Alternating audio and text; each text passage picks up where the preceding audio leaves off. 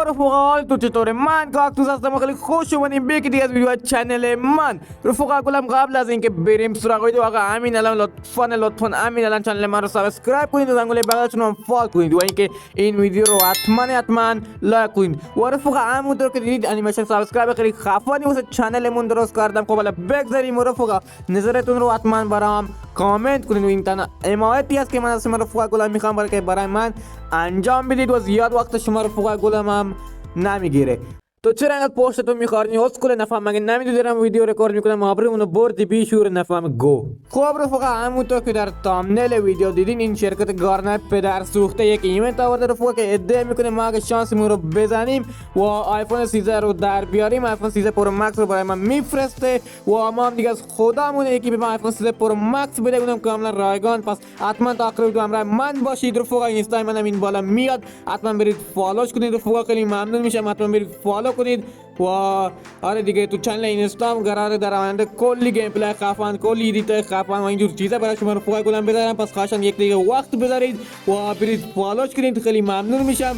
و راستی بچه پروفایل چنلمون عوض شد، همچنین بک‌گراند بالای پروفایل و همچنین اینترو و آره گفتم دیگه از این بعد قراره با این مشخصات چی بدیم ادامه بدیم که آره دیگه و بریم سراغ این ایونت و بریم دهن گاردن رو سرویس کنیم و آیفون 13 پرو مکس رو بگیریم.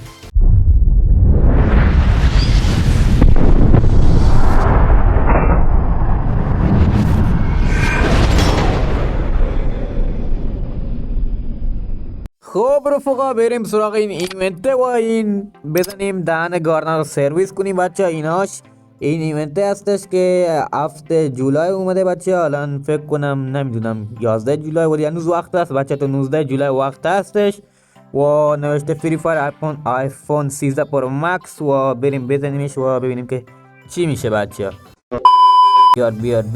بیار و ایناش بچه همین تو بچه. اینجا رو علاوه فلش دارم به شما نشون میدم بچه.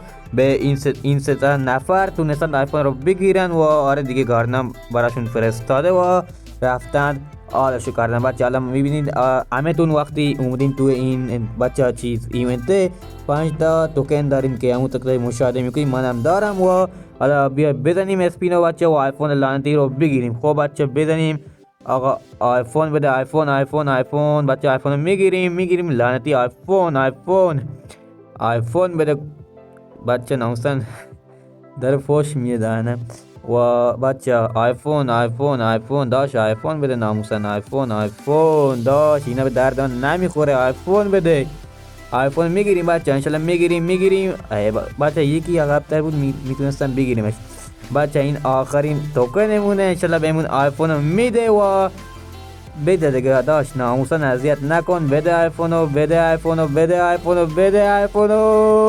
لعنت بهش بچه. حالا ما نتونستیم آیفونو بگیریم ولی بچه حالا ما میایم روی این قسمت و اینجا بچه داریم میبینین توکنای بازی هستش که بعد نوشته پلای 15 منوتس بچه. چی ترجمه شو بزنید بچه و میاره براتون که بعد این چالشا رو انجام بدیم و به ما توکن میده و ما هم دوباره تکونه رو بر میداریم و میریم قسمت اسپین و اینجا میزنیم تا آیفون 13 پرو مکس رو بگیریم. خیلی ایزی و راحت بچه. هر مشکلی داشتین یا نمیدونم آیفون رو گرفتین و نمیدونین چجوری درخواست کنین که برای شما ارسال کنه آیفون رو شرکت گارنا، حتما تو کامنت ها بهم بگین بچه. تمام مشکلاتتون رو تا جایی که بتونم حل میکنم و آره دیگه بچه. اینم چالش لعنتی بود که متاسفانه به ما نداد بچه. راستی این قسمت رو فراموش کردم.